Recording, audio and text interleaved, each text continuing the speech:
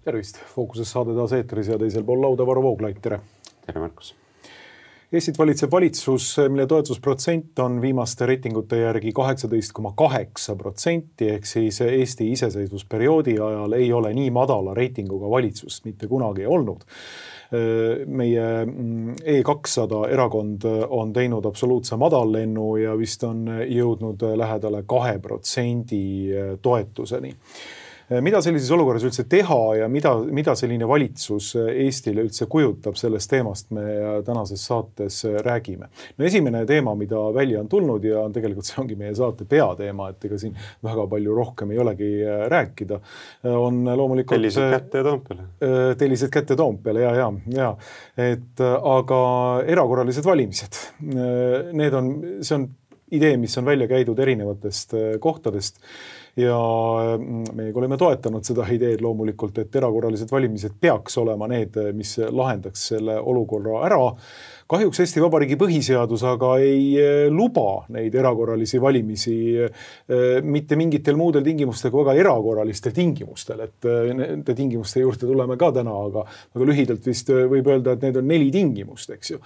Et esimene tingimus on see, kui viimane õlekõrs on jäetud Riigikogu kätte ja Riigikogu nimetab peaministri kandidaadi ja seetõttu siis peaministri kandidaat peab komplekteerima valitsuse, kui ta 14 päeva jooksul ei suuda seda teha, presidendile esitada, siis president kuulutab välja erakorralised valimised, siis on loomulikult seal veel valitsusele umbusalduse avaldamine ja siis ka, kui Riigikogu on pannud...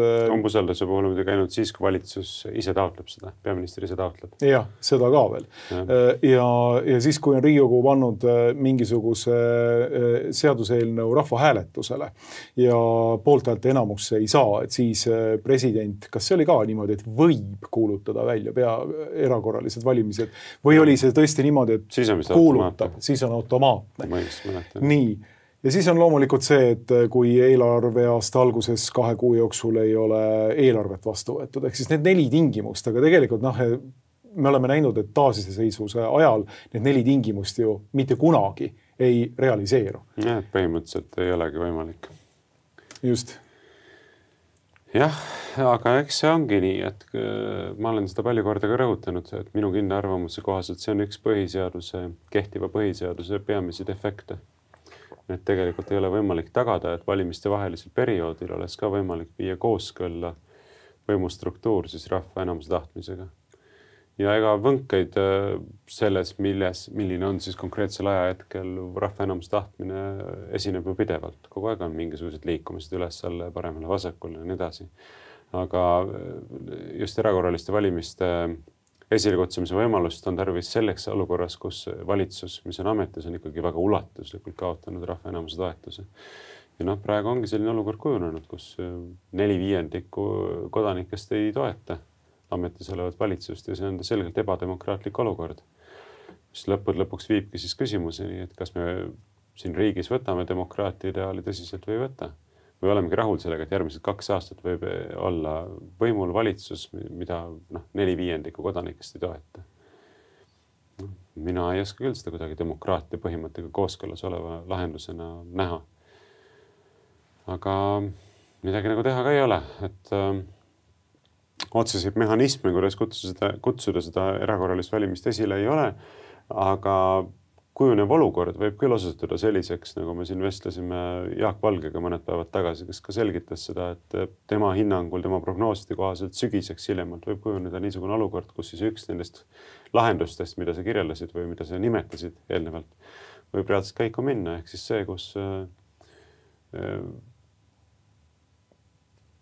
see, kus enam ei ole suuteline Reformierakond valitsust moodustama.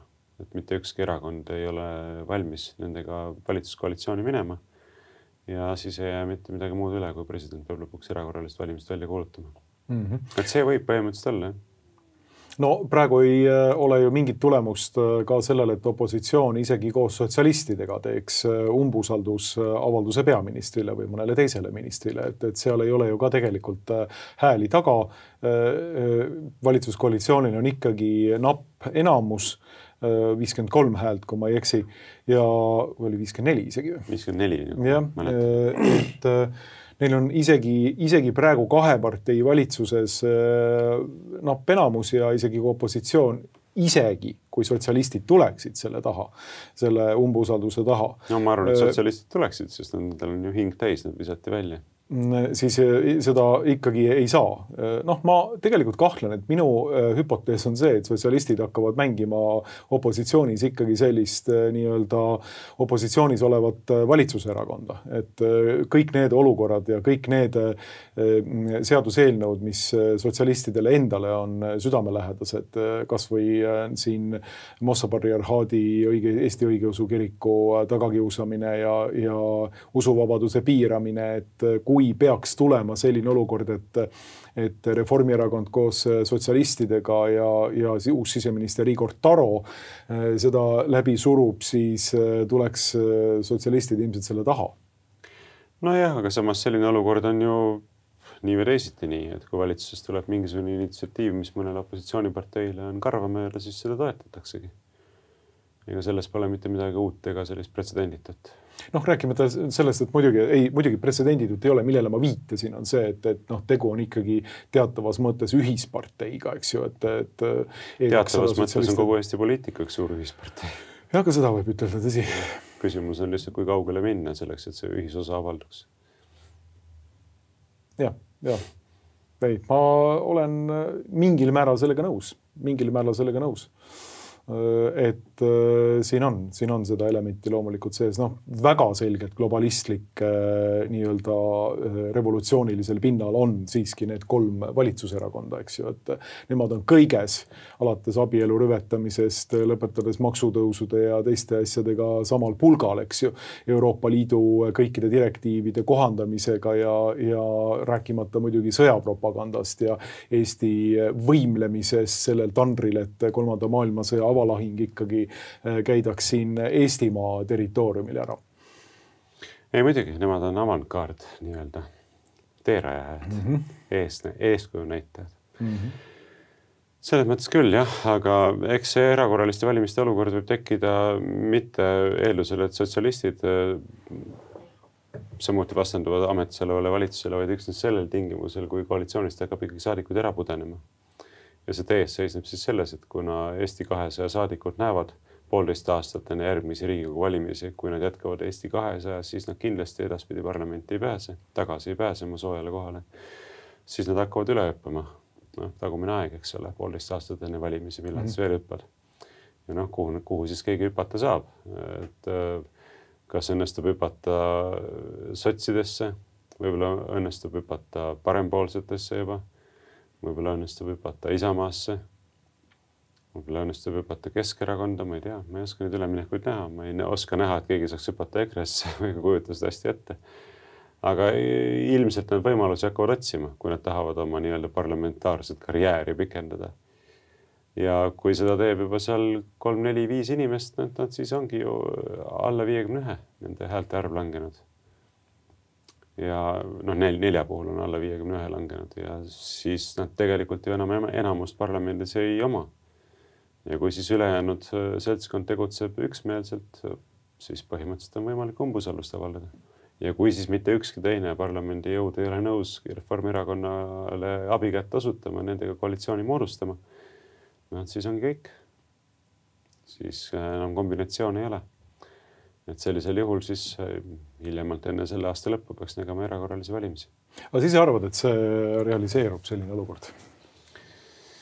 See Jaagu poolt välja käidud tees on vähemalt mõtlema panev, ega see väljaspool võimalikuks peetava piire ei ole. Eks sõltubki sellest, et kui suurt tungi siis osad Eesti 200 saadikud tunnevad hakata paati vahetama. Ja kui palju neid on? Ma ütlen, kui on 1 või 2, siis sellest ei ole piisa, aga kui juba 4 või 5 on, siis on põhimõtteliselt läbi. Praegugi olid siin sellised kuuldused liikumas, et Terras sai ministri koha sellepärast, et ta olevat juba olnud pidamas läbirääkimisi Reformierakonnaga, et juba üle minna. Sest et ta näeb ka, et 2% reitingu pinnalt ei tule enam parlamenti tagasi ja tema on suhteliselt noore mehena on kindlasti teinud omal pikaajalised plaanid poliitilise karjääri elluviimiseks. Aga nüüd ongi see koht, kus sellises olukorras reaalselt peab mõtlema, et ega selles seltskonnas enam parlamenti tagasi ei purjeta. Nüüd ongi küsimus, et millises seltskonnas siis purjetada. Eks see oli see sama küsimus, mille ees olid ka ju Henn Põlluaas ja Ants Frosch seal ERKis. Eks nad said ka aru, et ega selles projektis nad ei tule parlamenti tagasi. Et noh, kas nad edaspidi tulevad või ei tule, eks seda näitab aeg, aga seal kindlasti ei tule. Aga samas olukorras on Eesti 200 inimesed nüüd ka. Nii et jah, ma ei ole oraakel, ma ei oska täpsemini kuidagi prognoosida, mis siis sügisel või millal, võib-olla mitte sügisel või kevadel, ma ei tea, toimuma hakkab, aga põhimõtteliselt on tõenäoline, et nad uusi võimalusi otsima hakkavad. Üks on väga selge, et loomulikult Reformierakond ja miks mitte ka E200 ikkagi ju väldivad absoluutselt seda olukorda, et erakorralised valimised tekiksid. Et seda tuleb teha kõikide võimalike jõududega, et mitte ära hoida need erakorralised valimised, sest kui Eesti valimissüsteemi üleüldsegi natukene usaldada, siis selle pealt peaks tulema E200-le põhimõtteliselt viimane surmaotsus, et see Damoklese mõõk, mis nende kohal on nüüd pikalt juba hõljunud väikese juuksekarva või niidi otsas, see niit sealt puruneb ja nendele kaela sajab. Nii et E200-st tegelikult enam parlamendierakonda ei tule ja kui me nüüd vaatame, võrdleme praegust Reformierakonna toetust sellega, mida ta sai 2 aastat tagasi, siis see on täiesti näitab teisi numbreid. See kell näitab hoopis teist asja praegu, et seal on... Iseenesest see oleks päris humoorikas olukord, kui Reformierakonnal on siin pikalt reiting seal 17 peale, kes tulevad erakorralist valimist. 30. Voila, jälle 35 kohta parlamendis, et ei tea, mis juhtus, et noh, kuidagi rahvas ikka vaatas, et ega noh, on, mis nad on, aga ikka paremat ka pole ja võlus jälle 35 kohta välja. Ei, no see on ju argument tegelikult, mis on peamiselt käidud ju ka erakorraliste valimiste vastu, et enne kui meil ei ole igasugune valimissüsteem korda tehtud ja e-valimised ei ole ära lõpetatud ja valimised ei ole viidud põhiseaduslikule baasile ühel 1. märtsikuu pühapäeval kirjalikult ilma igasuguste eel- ja valimisteta, siis tegelikult selline olukord võikski tekkida, et Reformierakond leiab ennast jälle kuskile 35 kohaga parlamendis. Mulle tundub, et see argumendil on nagu 2 poolt, et ühelt poolt on selles loomulikult ratsionaalne sisu olemas, et mis kasu nendest erakorralistest valimistest on, kui jätkub see sama e-valimiste süsteem. Aga teiselt poolt see on argument mitte ainult erakorraliste valimiste vastu, vaid üldse valimiste vastu sellisel juhul. Et ma vaatan, mõned inimesed ka nagu hästi üleolevalt on siin nagu niimoodi torganud, et lolli juttu räägite oma erakorralist valimist, e-valimist, aga siis jätame üldse valimist ära. Et siis on tegelikult järeldus see, et ärme edaspidi enam valimisi tee. Või mis siis see ettepanek on? Et jah, ma olen ka nõus sellega, et on suur probleem nendega, aga pigem on ikkagi küsimus selles, et kuidas siis keerata piisavalt palju kruve peale, et võtta see e-valimiste süsteem võimalikult terava tähelepanu alla. Kuni sinnamaani välja, et sellest üldse lahti saada, aga ega see ei saa ka ju lahendus olla, et enam valimis üldse ei olegi. Et siis jätame Reformierakonna Eesti 200 võimule ja ütleme, et kuna meil usaldusväärset valimissüsteemi ei ole, siis pole mõtet uusi valimisi enam korraldada, et jääb nii, nagu on. Ja, ei, ma olen sellega muidugi nõus, et kui erakorralisi valimisi ei saa selle pärast korraldada, et Eestis on e-valimised, siis tõesti ei tohiks üldse mingeid valimisi korraldada. Sisulist vahet ju ei ole. Sisulist vahet. Kas ta on korraline või erakorraline, see on küsimus lihtsalt sellest, millal need valimised toimuvad, mitte sellest, kuidas need toimuvad. Muuseas selle peale, et erakorralised valimised korraldatakse, on tehtud ka petitsioon. Seda on teinud erakond Eesti Rahvuslased ja Konservatiivid. Kui ma avaldasin selle uudise 27. märtsil, siis oli vaevu 3500 kodanikku, kes neid erakorralisi valimisi siis nõudsid. Täna vaatasin uuesti ja tänaseks on neid juba 6578 selle saate salvestamise hetkel, et siis kõvasti mitu tuhat inimest rohkem.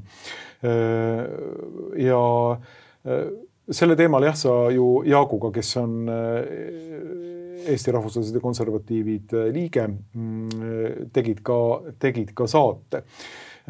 Jah, ega siin ju tõepoolest neid valimisi võib ju nõuda ütleme niimoodi, see on ka see üks argument, et neid võib ju nõuda, nende võib ju teha petitsioone, allkirjastada petitsioone, mina olen ka allkirjastanud muuseas selle petitsiooni, aga noh, selle petitsiooni, kuidas öelda, saatus on ilmselt see, mida me oleme kõikide petitsioonidega näinud Eesti Vabariigi Riigikogus, eks hea, kui võetakse vastu Riigikogu esimehe poolt, aga võib-olla isegi ei võeta vastu, võetakse lihtsalt teadmiseks ja siis tehakse lahti selline must sahtel, pannakse sinna sisse ja sinna see asi põhimõtteliselt jääb. Ehk kui õiguskomisjon vist ei anna sellele mingit ametlikku arvan, et see läheb põhiseaduskomisjoni vist. Põhiseaduskomisjon ja igasugust komisjon ei anna sellele mingit ametlikku edasist saatust, eks ju, siis kuskile suurde saali ta isegi ei jõua see eelnõu, rääkimata sellest, kui ta suurde saali võiks jõuda, et siis ka seal midagi ei juhtuks. Ja no midagi, see on puhas illusioon, rahvaalgatuse illusioon, mis tehti selle kollektiivse pöördumise õiguse loomisega. Aga no üldiselt paistab, et ega sellest petitsioonist vist mitte midagi ei tule, et sumbub jälle niisugustesse sisevastuoludesse, nagu konservatiivide ja rahvuslaste leeris paraku on, et kõik on ju kõigiga tülis ja koostööd teha omavahel ju ei suudeta ja alati on mingisugused etteheited teineteisele, et mis peaks teine kuidagi teisiti tegema, et siis saaks võib-olla koostööd teha ja suuremeelsust on väga vähe, vastuoludest üle olla ei suudeta ja eks nad siis sinna kõik sumbuvad need asjad. Ja see on väga kurb muuses. No muidugi kurb. See on väga kurb muuses ja tõsi ta on, et pean tunnistama ka, et kui sina tegid Jaak Valgega intervjuu, siis ma lugesin mõningaid kommentaare sellele ja pean tunnistama, et ei olnud meeldiv lugeda ausalt öeldes neid, sellepärast et see näitab seda, et see aasta tagasi juhtunud EKRE lõhe on ikkagi väga akuutselt edasi elamas Erkis ja samas EKRE-s ja mina olen tõesti nagu mõelnud seda, et siin näeb ikkagi ära seda sellist erakondliku mõtlemise kõige halvemat poolt üldse.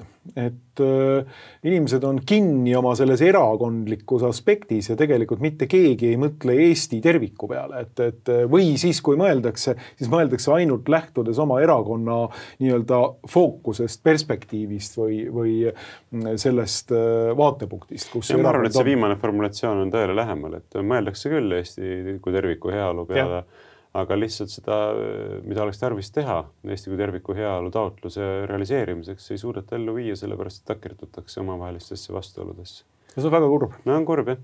Kui ma Jaaguga selle vestluse tegin, ma ausalt ka nagu ei mõelnud kordagi selle peale, et nagu sellised reaktsioonid võiksid tulla. Jah, tõesti olid sellised väga kriitilised, et sellised reeturitega ja niimoodi. Ma nagu kuidagi, mina mõtlen kuidagi hoopis teistmoodi. Ma mõtlen selle küsimuse peale, lugesin seda ettepaneku, mida nad sõnastasid oma artiklis, rääkisime lihtsalt kohvikus juttu, nagu ma saate alguses ka selgitasin ja mulle tundus tõesti huvitav nagu mõttekäik, et seda võiks ju laiemale publikule nagu ka selgitada. Hetkekski tulnud see mul mõttest läbi, et nad mingisugune sisevastuolud nagu hakkavad domineerima kogu selle asja üle, aga nii ta on, et ega mõnikord unustame isegi ära, milline see reaalsus on ja hakkad mõtlema asju kuidagi positiivsemaks, kui nad tegelikult on.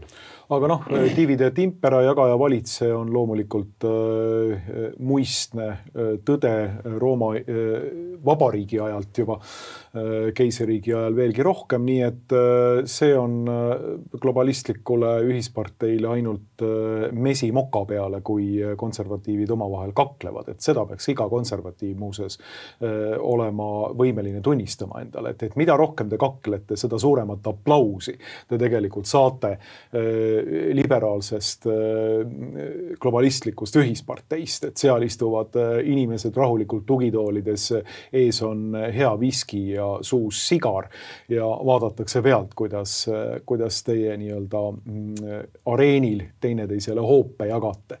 Et see on see pilt, mis mulle ette tuleb, kui ma näen, et konservatiivid omavahel jälle vasaksirgeid jagavad ja teineteist nendega kostitavad. Nii ta on, jah.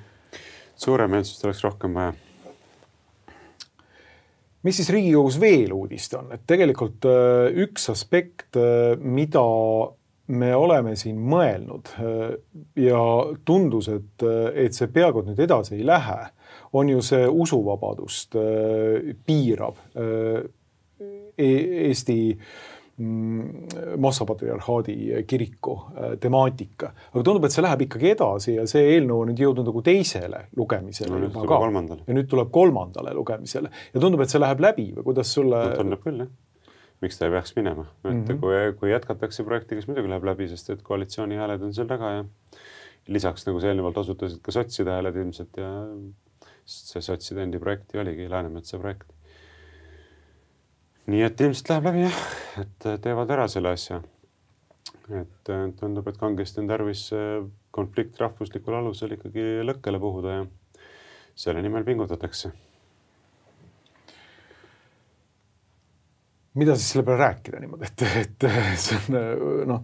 Minul on austas tekkinud juba mingi teatav selline ükskõiksus, et nagu, et aga mis seal ikka, et tahate siis seda konflikti puhuda, et egast midagi teha ei ole, et see on nagu lapsele, eks ole, et ütled, et ära tee, et ära tee palun seda, et siis muidu juhtub sul väga halb asi, et sa saad väga haiget, ei kuule ja ikka teeb, et siis mingi hetk mõtled, ju siis tuleb nagu laks kätte saada, ega midagi teha ei ole. Et see laks mõjutab Eesti Vabariiki tervikuna, et kui see konflikt peaks tulema niimoodi, siis on ohus kogu Eesti Vabariik ja kogu Eesti rahvas võib-olla. Ei, aga mis meis teha saan? Ei, muidugi ma saan aru. Ütled ju, võtad sõna, pead kõne, eks ole, ütled, ärge tehke, kutsute häda ise kaela meile. Öö, sina Kremli mingi agent ja mõlakas ole vait seal üldse niimoodi, mida sa mögised seal üldse. Ja niisugused reaktsioonid on, eks. Siis mõtledki ühel hetkel, et ega mul ei ole ka nagu austööles, nagu see mingi minu erihuvi ei ole, eks ole. Loomulikult, eks me kõik siis kannatame, kui need protsessid lõpuks vallanduvad, aga ega midagi teha ei ole, et kui on võetud eesmärgiks sellised tagajärjed esile kutsuda, et siis tuleb. No üheks nagu huvitavaks aspektiks ongi see, et Eesti on ju läinud nagu täiesti hullumeelse Euroopa poliitikaga sama sammu. Euroopas üritatakse läbi suruda sellist sõjamajanduse hullumeelset poliitikat ja Eesti on ilusti oma välisministeeriumi ja kõikide teistega seal samal joonel põhimõtteliselt ja jätkab hoolimata sellest, et USA-s on režiim vahetunud, on Eesti nagu praegu siin ees rinnas piiririigina, jätkates seda Vene karu torkimist omalt poolt, eks ju. Et õhutades konflikti, olles esirinnas seal, et saaks ikkagi selle konflikti nüüd kuidagi nagu laiendatud sealt Ukrainast edasi. Vahepeal on juhtunud muuseas see, et kui oli Rumeenias Kalin Georgescu kandidatuur, siis nüüd seda enam ei ole, et Rumeenia ikkagi täiesti tühistas selle neutraalsust ja diplomaatiat ajava antiglobalistliku presidendikandidaati kandidatuuri, nii et tema enam presidendiks ei saagi kandideerida, vähemalt nüüd siis praeguste arengute valguses. Et asi on ikkagi... Ma võrdlemisi kindel, et see Venemaa sekkumine oli seal umbes samasugune nagu Trumpi esimesel valimisel oli see Christopher Steele'i need dossierid ja asjad, eks ole. Et umbes selline sekkumine oligi ilmselt. Klopsiti kokku jälle kuskil MI6 või ma ei tea kelle poolt ja mingisugused libafaktid, et TikTokis tehti videosid, eks ole. See on uskumatu. Ja ongi kõik on, sellisele asjale tuginedes ülemkohus tühistab valimised ja... Konstitutsioonikohus vist oli see, et seal on, ma isegi uurisin seda, et seal on kaks erinevat institutsiooni, üks on konstitutsioonikohus ja teine on ülemkohus, et kuigi ma ei anna oma pead, võib-olla isegi ülemkohus oli see, kes siis tühistas valimisega ja sisulist vahet ei ole. Ma ei tea, kuidas see juriidiline või see aga fakt on see, et nad on erinevad elundid, konstitutsioonikohus ja ülemkohus. Mõnes riigis on koos, mõnes on eraldiselt. Vahet selle siis. Aga et Eesti istub seal sama juures, et selle peale võiks ütelda, et see on selline nagu rahufoobia, ütleks kogu Euroopa tänasest nomenklatuurist, eks ju. Et ükskõik mis viisidega takistada rahu ja neutraalsust edendavate kandidaatide jõudmine eelkõige nendes piiririikides või nendes nii-öelda avantkaardi riikides võimule ja siis kui vaja, siis omalt poolt, kui see on pukis juba see seltskond, et siis lasta tal veel edasi märatseda, nii nagu Eesti Vabariigis täieliku sellise enesetapu teel. No päris, kuidas öeldakse, nagu meie ühine sõber kasutab sõna amusantne, oleks seda vaadata, mis siis saab, kui siin praegu kõik need asjad ellu viiakse ja 6 kuu pärast näiteks NATO taandub Baltikumist välja. Noh, mis laulu te siis laulate, olles kõik need asjad siin nagu ilusasti ära teinud, täpselt samad asjad, mis Ukrainas tehti enne 22. aasta sündmusi, on kiriku tagakiusamine, poliitiliste õiguste tagakiusamine, venekeelse hariduse piiramine, kõik, tehke kõik täpselt samad asjad ära ja siis tõmmatakse NATO Baltikumist välja ja nüüd olete üksi seal, vaadake ise, kuidas hakkama saate. No ma arvan, et siis tuleks teha ikkagi see samm veel, see viimane samm veel, mida Ukraina tegi vahetult enne, kui ta sõtta läks. Ehk siis tuleks minna vägedega Ida-Virumaale sisse, seal õhutada mingit rahvusliku baasil konflikti ja hakata panna Narvas püsti mingisugune korralik madin veel. Et juhul, kui seda teeb rohelised mehikesed Venemaa poolt, et siis on see väga hea, seda saab Eesti riik ära kasutada ja põhimõtteliselt olukord oleks nagu suurepärane, nagu Donbassi analoogina Narvas panna püsti korralik müdin kohe piiri ääres, et siis oleks veel nagu veel kindlam. No, mille jälle sa arvad, et siis näiteks Pühtitsa kloostri sundlõpetamine teed sillutab? No täpselt. Sinna ta muidugi teed sillutab. Kui sinna läheb, siis midagi seekust võibki hakata esile kerkima. Nii et ega seda ei ole ju suugi raske ette näha, selliseid sündmusi, et kelle natukenegi on suutlikkust 2-3 sammu ette mõelda. Et sellepärast see kõik ohtlik ongi. No, inimesed tulevad oma kloostri kaitsele, kui mingite jõustruktuuridega hakatakse seal seda sundlõpetamise otsust ellu viima. Läheb madinaks ja palju seal tarbis on siis? Kaadrid lähevad rahvusvahelisse meediasse, Vene meediasse, Lääne meediasse. Siit edasi läheb nagu juba tuumareaktsioon. Edasi läheb tuumareaktsioon muuseas ka veel üle suure lombi Ameerika maale, sellepärast et me võime väga hästi kujutada ette asepresident Vance'i, kes tuleb ja ütleb, et okei, te olete ise põhjustanud selle konflikti, te olete ise tegelenud selle konflikti õhutamisega pikalt ja laialt niimoodi ja meie pühime oma käed täiesti puhtaks kogu sellest olukorda. Et me peaks täpselt, et me oleme juba selgelt öelnud, et me muuseas olemegi sellel usuvabaduse liinil. Vance on seda korduvalt välja öelnud, kaasa arvatud ka katoliiklaste kogunemisel USA-s, kus ta oli presidendi esindajana, eks ju, ja tähendab siis režiim või kogu asepresidendina, eks ju, administratsiooni esindajana. Ja on selgelt välja öelnud, et USA praegune administratsioon toetab usuvabaduse, eks ju, levikut ja on selgelt usuvabaduse positsioonil. Seda ta ütles oma esimeses suures Müncheni julgeolekukonverentsi kõnes samuti välja, eks ju. See on nagu USA ametlik positsioon. Ja nüüd, kui Eesti teeb otse sellele vastupidiselt ja üritab välja tuua ja õhutada seda konflikti, siis USA-le on see veel lisapõhjus. Lisaks sellele, et mitte sattuda loomulikult maailma kõige suurima tuumariigiga otsesesse konflikti, on sellised sammud nagu veel lisapõhjuseks sellele, et Vance võiks võtta nagu Pilatus ja pesta oma käed puhtaks ja ütelda, et minul selle asjaga küll midagi pistmist ei ole. Kui teie tahate siin oma isekeskis kakelda, siis palu väga. Jah, muidugi. Tegelikult on kogu sellel lool veel palju kaugemale ulatav taust, et meil on siin aastakümneid räägitud sellest, et me oleme väga hästi kaitstud, sest meie üle laiub see NATO vihmavari, mis pakub meile kaitset Venemaa eest, eks.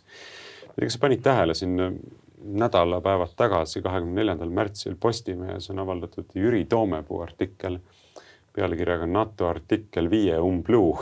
Aha. See on huvitav, et Postimehes selline artikkel üldse ära avaldati. Minu jaoks oli see ületav. Aga põhimõtteliselt ütleb, et esiteks inimesed ilmselt ei ole seda artiklit 5 üldse kunagi lugenudki, sellepärast et ega ta ju mingisugust reaalset kohustust kellelegi sekkuda ei aseta. Ta asetab kohustuse võtta tarvitusele meetmeid kollektiivse enesekaitse teostamiseks, millest need meetmed seisnevad, mida täpselt tehakse. See on valiku küsimus. Loomulikult ega keegi ei astuks sellisesse lepingusse, et kui Eestit rünnatakse, siis me peame astuma 3. maailmas, et see oleks ju suitsiidipakt sellisel juhul. Ei ole sellist pakti, et kui näiteks peaks Eestil tekkima mingi sõjaline konflikt Venemaaga, siis Ameerika Ühendriigid ega ükski teine NATO riik ei ole otseselt kohustatud siia sõjaliselt sekkuma. Ja meile ei ole ju seda kunagi räägitud. Meil on räägitud kogu aeg, et see on nagu automaatne kaitse, mis tuleb. Ei ole sellist asja. Ja Toomepuu ütlebki, et tegelikult on meile siin propagandistlikku juttu räägitud mitukümmend aastat, et tegelikult see pakub mingisugust reaalset kaitset, ei pruugi pakkuda mingit reaalset kaitset. Ja milline on näiteks ka Ameerika Ühendriikide valmidus siin Ida-Euroopa riikide nimel Venemaaga sõtta astuda, et see peaks olema praeguseks ajaks juba piisavalt selgeks saanud. Mitte ainult Trumpi administratsiooni valmidus, Bideni administratsiooni puhul samamoodi, eks ole. Nad võivad kasutada Ukrainat selleks, et sõdida proksi sõda Venemaa vastu kuni viimase ukrainlaseni ja võib-olla oleks nõus tegema seda ka eestlastega. Aga ka nemad siin küll tingimata Venemaa vastu sõtta ei sekku. Nii et nad, kui sa paned veel selle tausta sinna juurde ja nüüd tuleme tagasi selle juurde, millest me eelnevalt rääkisime, et sa ise provotseerid siin konflikti, eks ole, et ise astud järjest samme, millega muudad üha tõenäolisemaks selle, et sa saadki mingisuguse suurema konflikti, siis põhimõtteliselt on 99% kindel, et sa pead selle tagajärgedega siis ise tegelema siin. Ja kuidas me sellega ise tegelema huvitav, et endal mingit militaarset võimekust ju reaalselt ei ole, et see vähene, mis meil on ka ära antud paljuski Ukrainale, eks ole. Me teame siin väga hästi, et meil ei ole laskemoonaga siin mõneks nädalaks sõja pidamiseks, meil pole hävitajaid, meil pole tanke, meil pole suurt osa õhutõrje võimekusest, mis vaja oleks, mitte midagi ei ole. Nii et selles mõttes on suitsidaalne tegevus kõik. Aga ära sa märgi, meil on ikkagi eksperdid, siseminister Igor Taro, Kalmus, Rainer Saks, kes on kinnitanud juba mitu head aastat, et tegelikult Venemaal need raketid lõpevad ära. Et hiljuti siin tuli välja ka meie välisminister Margus Tsahkna, kes rääkis sellest, et tegelikult neid vägesid, mis Eestit peaksid ründama, justkui nagu ei olekski olemas, sest Ukraina on nad suisa puhta maha tapnud. Nii et loosungid on lehvinud väga jõuliselt ja värvikalt siin Eesti ühiskonnas ja tegelikult tundub, et suur osa rahvast on neid loosungeid ka jäänud uskuma ilusti ja see on muuseas üks aspekt kogu selle asja, ma just hiljuti mõtlesin siin ühe mõtte, tuli üks mõttepojuke külastas nagu ja mõtlesin seda, et kui me tegelikult räägime siin nagu, tuleme siin saate algusesse tagasi, siis on nagu üks aspekt, mida tasub kogu selle kõikide ekspertide ja Eesti välispoliitika ja demokraatia puuduse ja diplomaatia puuduse kontekstis tegelikult ütelda on see, et mina isiklikult arvan, et kui me räägime sellisest Eesti-Venemaa poliitikast, sellest retoorikast, sellest diplomaatiliste suhete katkestamisest, kõikidest nendest kiriku tagakiusamistest, kõikidest provokatsioonidest, valimisõiguse äravõtmisest, nii edasi. Siis kui me üldse räägime Eesti Vabariigis mingisugusest laiast demokraatlikust esindatusest, siis ma arvan, et nendele poliitikatele on Eesti Vabariigis kõige laiem demokraatlik mandaat üldse. Yeah.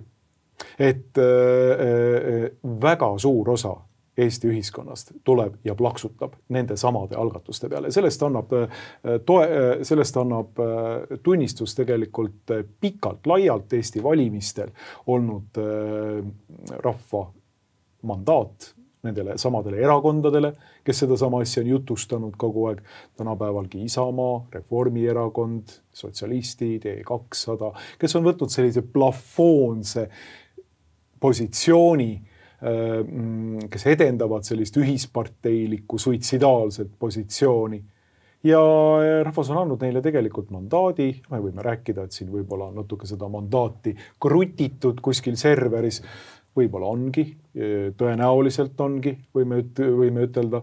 Aga tegelikult, kui me räägime nagu üldises aspektis sellest mandaadist, siis ma arvan, et see on võib-olla kõikidest mandaatidest kõige jõulisem üleüldse Eesti rahva ja Eesti valija profiili vaadates. No eks lapsetapuks oleks ka ikkagi võrreldavalt ulatuslik mandaat. Ilmselt oleks ka üsasiseseks lapsetapuks selline mandaat ultimatiivne vabaduse garant ja. Meie ühiskondlikus käsitluses. Aga eks sellepärast see propaganda ongi oluline. Et, see on nagu ringias süsteem, eks ole. Propagandaga sa lood populatsiooni meelsust ja populatsiooni meelsuse pinnalt sa põlistad endale võimupositsiooni, eks ole. Võimupositsiooni kasutad selleks, et jällegi propagandaga omakorda suunata meelsust, mis omakorda siis jälle põlistab sinu võimupositsiooni. Nii et eks see on ka see põhjus, miks eksisteerib Rahvusringhääling ja miks meedia töötab käsikäes meil riikliku Stratkomiga ja ühte laulu laulab ka nendes olulistes küsimustes kogu aeg. Eks see ongi meelsuse kujundamise mehhanism ja selle tagajärjeks ongi see, et niisugustes küsimustes on väga ulatuslik mandaat, väga ulatuslik toetus. Sellepärast inimesed on pannud kõik nendes küsimustes ühtemoodi mõtlema ilma kriitilise mõtlemiseta. Kui seda saab üldse mõtlemiseks nimetada. Absoluutselt. Ja siin on tegelikult taustal üks teine aspekt, millest me ka siin oleme võib-olla rääkinud. Raadiosaadetes hiljuti vestlesin Veiko Vihuriga ja rääkisime sellest teemast, et kui panna hierarhilisse positsiooni see, et mis on Eesti jaoks kõige suurem oht, siis ikkagi suurema osa Eesti rahva jaoks on peamine oht, seisneb peamine oht Venemaas ja Venemaa rünnakus. Ehk siis käsitletakse seda ohtu füüsisele või Eesti eksistentsile. Me üldse Venemaa poolt meile kõige laiemalt siis peamise ohuna üldse. Ja tegelikult kuidas käsitletakse ka konservatiivide puhul seda, et mis on oht, mis tuleb meile läänest, siis tegelikult seda ei asetata isegi mitte võrdväärsele tasandile, vaid isegi sinna ligi lähedale selles ohuga, mis on pärit väidetavalt siis Venemaalt. Nii et tegelikult tehakse see eksistentsiaalne valik ära, öeldakse kaasa arvatud ka rahvuslaste puhul tehakse see eksistentsiaalne valik, öeldakse, et see on peamine oht ja tegelikult lääs ükskõik kui korrosiivse moraali ja revolutsioonilise seksuaalpoliitikaga näiteks kõik võimalik pederastia edendamine, abielu rüvetamine, sooidentiteedi hävitamine, lapsetapp, püsasisene lapsetapp, kogu abielu perekonnamoraali hävitamine, kõik need ei ole võrdväärsedki selle ohuga, mida võiks kujutada meile tegelikult hierarhiliselt siis Venemaa. Ja siis tegelikult ollaksegi valmis tänu sellele võtma see positsioon, et istuma samas paadis selle lääne revolutsioonilise seltskonnaga, hoolimata, et seal on natukene ebamugav, et eks seal ole igasugust nagu seltskonda, mõnel on lillad juuksed ja siis seal on nagu ühest päris täpselt ei saa aru, et on ta mees või on ta naine või ka selline paks, selline kogu lihtsalt on mul seal kõrval, seal paadis, aga lillade juustega järjekordselt niimoodi suurte prillidega, natukese väikse habemetüükaga, et päris täpselt ei aru, et ebamugav on, natuke on ebamugav, et te tahaks ikka sellist nagu sinimust valget ja ikka niimoodi laulupidu ja ilusasti niimoodi rahulikku ja mõnusat asja. Aga suure hädaga tuleb istuda seal paadis praegu, sest muidu tuleb Venemaa ja siis on meiega kõik.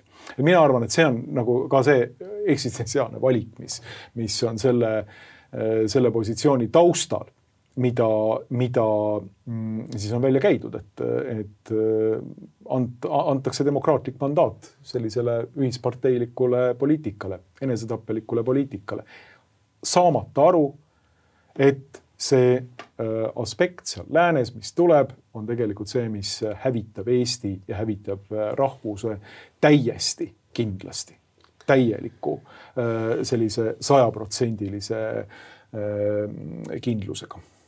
No mina küll putinistlikke jutupunktidega ei nõustu, et eks sa räägi edasi. Selge, aitäh sulle. Jah, et see ei ole ikka õige, nagu ma ei leian, et niimoodi ikka ka ei saada. Niimoodi ei saa rääkida? Ei saa tõesti, Et kus sest niimoodi nüüd saad, et lääne vastasus. Ei saa, jah. Ei, mis ma ikka oskan nagu öelda sulle siin, et nii palju nendest asjadest rääkinud. Võib-olla lihtsalt mida lisada, et ongi see, et üks oht on nagu abstraktne, aga teine on hästi reaalne. Paned tähele. Et nagu 30 aastat ma ei ole näinud, et Venemaa kuidagi ründaks Eestit või isegi kavatseks rünnata või oleks mingid märke, millest nähtuks, et valmistutakse ründama. Ei ole, tegelikult reaalselt ei ole ju midagi sellist. Ei ole ju. Või selles mõttes, et kui on, siis milles see on? Võtsid ühe meie selle merepoi sealt jõelt ära. Jõe pealt ära, jah. Piirivaidlus, mis seal ikka, see ei ole nüüd küll mingi rünnak. Aga mina jälle sellisele putinistlikule jutule alla ei, aga lihtsalt ma kutsuksingi inimesed nagu ütlema, et aga kus need faktid siis on, nagu millega on nagu reaalselt rünnatud, eks. Aga teiselt poolt, kui sa vaatad, nagu, mis on see ideoloogiline pool, mis tuleb nagu, et reaalselt on see, et abielu on ära rüvetatud, on ju. Et Eesti Vabariigis abieluna käsitletakse mingit asja, millel ei ole abieluga enam mingit pistmist, eks. Et reaalsus on see, et koolidesse imbub sisse, eks ole, homoideoloogia, sooideoloogia. Reaalsus on see, et niinimetatud läänelikest väärtustest juhinduvalt on kogu ühiskond pornograafiaga üle ujutatud, eks ole. Et reaalsus on see, et rohepöörde loosungi all hävitatakse meie energeetiline iseseisvus ära, eks. Reaalsus on see, et varsti kaevandavad meil siin muldmetalle ja fosforiiti, eks ole, lääne korporatsioonid on ju. Ja niimoodi järjest võtad, eks ole, et nii ta läheb, eks. Reaalsus on see, et eestlasi sünnib vähem kui kunagi mõõtmisajaloo jooksul alates 20. sajandi algusest. Jah, et millel on ka väga selged nagu, eks ole, ideoloogilised taustpõhjused. Ja kuni sinnamaani välja, et lõpuks ongi nii, et rahvas, keel ja kultuur hääbuvad, eks. Sellepärast, et on kogu aeg võetud omaks ja neelatud alla ja jõustatud seda ideoloogilist programmi, mida on peetud vajalikuks jõustada, sellepärast, et ei realiseeruks mingisugune väidetav abstraktne oht. Kui küsida, et millest need faktid seisnevad, et see oht meid päriselt ohustab, siis nagu öeldes, et kuule, et ära nüüd sellist putinistlikku juttu ka siin räägin. Ja seda ära lehviti loosungi, et ma küsisin faktid järele, et kus need faktid siis on reaalselt, eks. Otseselt ei ole, aga see tähendab, et neid tulevikus tekkida ei võiks. Mul on selle teemaga tekkinud üks kujund, vaadates kunagi mingisugust folk-horror filmi, kus oli selline 20. sajandi alguse stiilis, amishite stiilis elav külakogukond, kes oli väga ühtne ja lapsed käisid ilusti sellistes viigitud riietes ja prouad käisid pikkades kleitides kübaratega ringi. Ja siis kõik oli muidu hästi, ainult et metsas oli olemas üks koletis. Ja külakogukonna vanemad tegelesid sellega, et kõikidele rääkida seda, et metsa piirist ühe teatava piirini tohib ainult minna, sealt üle ei tohi minna, sest muidu tuleb see koletis ja röövib teid ära, hävitab teid ära ja väidetavalt röövitigi mõned inimesed ära ja väidetavalt söödigi mõned inimesed ära, et ikkagi oleks hirmu piisavalt. Ja siis äkitselt seal tekivad erinevad süžeeliinid ja üks inimene tuleb ja jõuab siis sellest piirist üle. Saab aru, et see koletis tegelikult oli üks inimene sealt samast külast, kes pani omale sellise folk-horrori stiilis ilusasti riided selga ja jõuab siis niimoodi metsast välja ja metsast väljas on selline maantee niimoodi ja selle maantee pealt tuleb üks tänapäeva politsei sõiduk lihtsalt ja vaatab seda tüdrukut või oli ta poiss või tüdruk. Kes seda tänapäeval teab? Jah, see ei saa ju sugu eeldada. See oli vist ikkagi tüdruk. Nii, ja siis küsib ta käest, kas ma saan teid aidata kuidagi või? Ja siis sellega film lõppeb. Ehk siis inimesed olid sellises, kuidas öelda, iseenda loodud vanglas või külakonna juhtide poolt loodud vanglas. Ja lõpuks siis jõuti välja reaalsusesse, mis tegelikult erines täiesti sellest, et mis neil oli räägitud.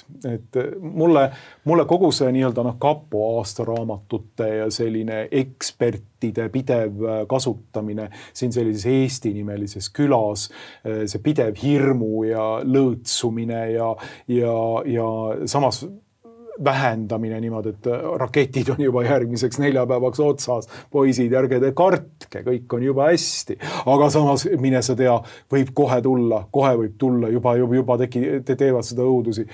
Et nii edasi see nagu sellise pideva hirmu õhkkonna loomine, et see meenutab mulle seda olukorda. Et võiks lõpuks hakata küsima, et huvitav, kui palju sellest hirmu õhkkonna loomisest ikkagi vastab üldse reaalsusele.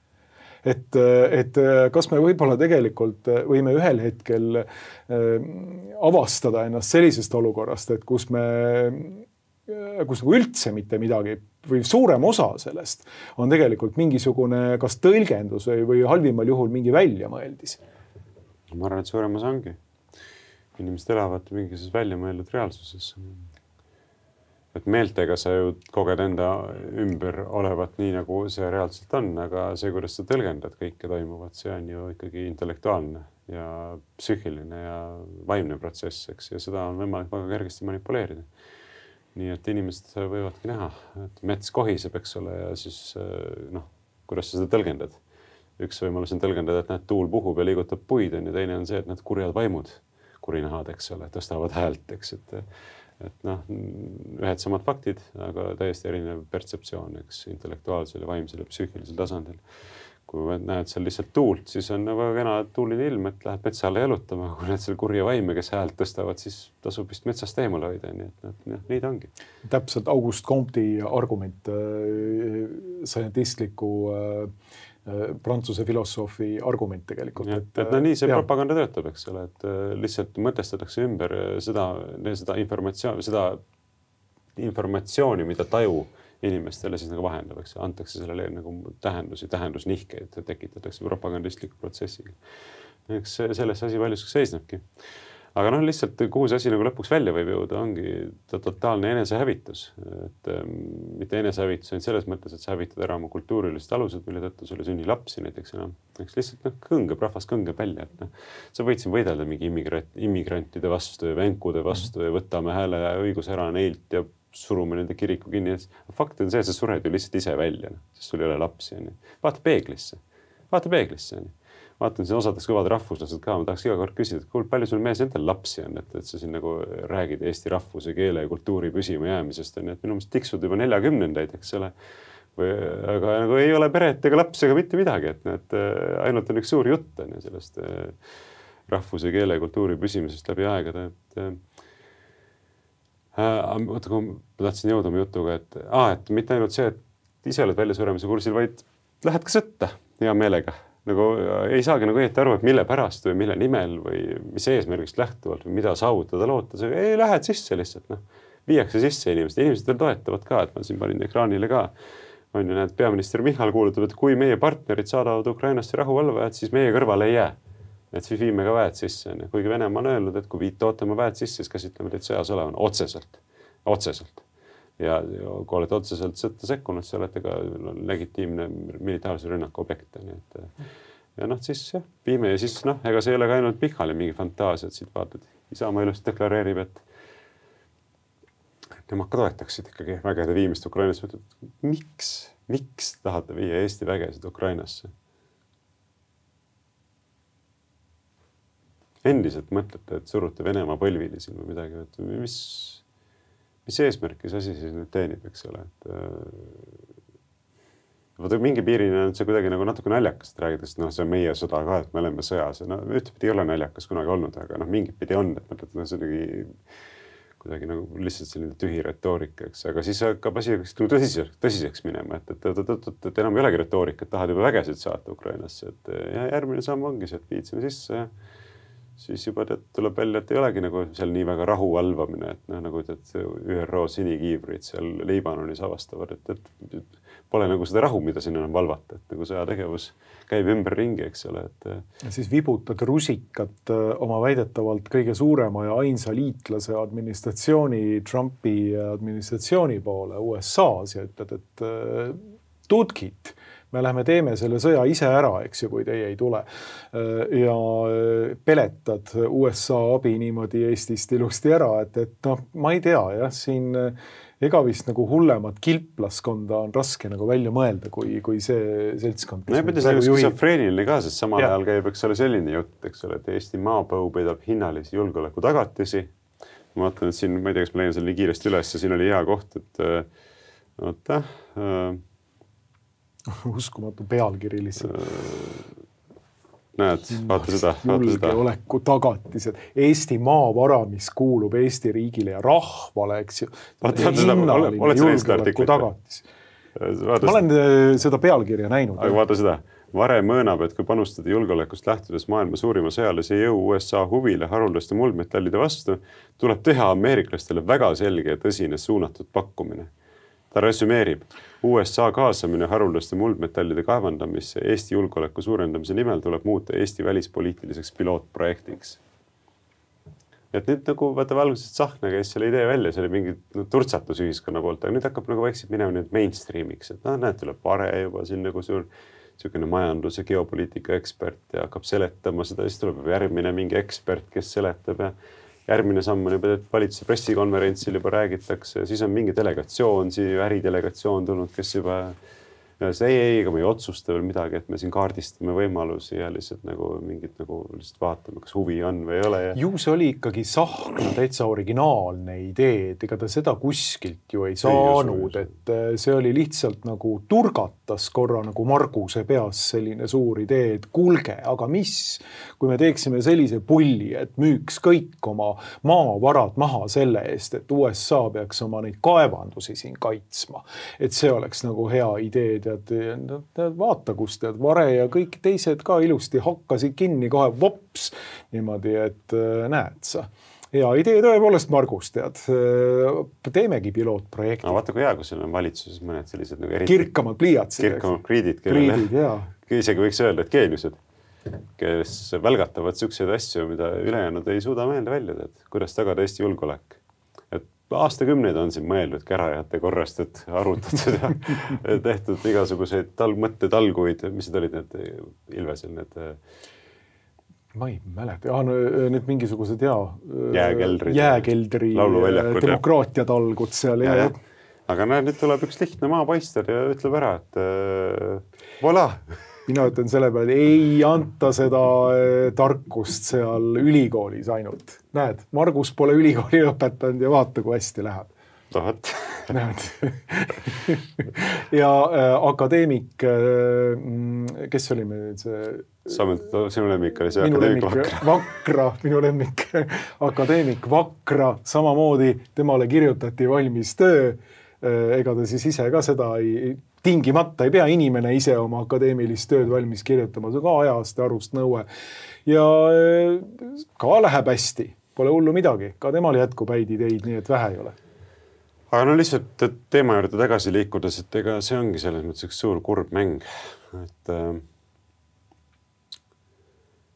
et eks ta nii kipubki olema, et see meie iseseisvus taandub paljuski sellisele võimaluste loomisele meie territooriumi kasutamiseks, sõja pidamiseks Venemaaga ja siis maksimaalselt ressursside välja pumpamiseks. Need on need 2 programmi, mida me paralleelselt näeme. Kuidas kasutada meid platstärmina ja kuidas kasutada meid kaevandusena ja lihtsalt lüpsilehmana. Et tõmmata siit nii palju välja, nagu üks kolleeg ütles, tõmmata siit nii palju välja kui võimalik, enne kui meid ära antakse. Täpselt. Kahjuks nii see on, nii et teeme ühe suure siili, paneme sinna palju muldmetalli sisse ja küll meid siis hakkama saame. Kui parafraseerida ühte teist Eesti kultusklassikat juba, maleva kärajaid. Ja, seal oli palju häid mõtteid. Seal oli palju häid mõtteid samamoodi ja päris tabavalt. Saarlased tulid välja ja oma siili argumendiga ja kui sa vaatad praegust nagu sahmlemist seal, siis ikkagi ei olnud kõige lollimad üldse need saarlased veel, et see siili argument tundub, et on veel päris nagu intellektuaalselt kirgas võrreldes sellega, mis siin praegu tehakse. Ja ega selle mõttegi on nimetud, võib-olla venelastel ka tõmbama maa jalge alt ära, nad kukkusid alla. Täpselt. Enne kõiki venelasi tohutult vihastades ja rahvuslikku raevu esile kutsudes, siis tõmbama nende maa jalge alt ära ja nende tammised uksed sisse taguma. Et see peaks olema Eesti Vabariigi plaan. Kuidas nagu inglased ütlevad, sounds like a plan. Sounds like a plan, täpselt. Aga ei, kui me tuleks nüüd selle saate lõpuks veel selle tõdemuse juurde tagasi, siis tõepoolest. Siit vaatab vastu meile põhimõtteliselt röövskeem. Eesti riigist on saanud ei miski muu kui Eesti rahva või selle jäänuki vaenlane.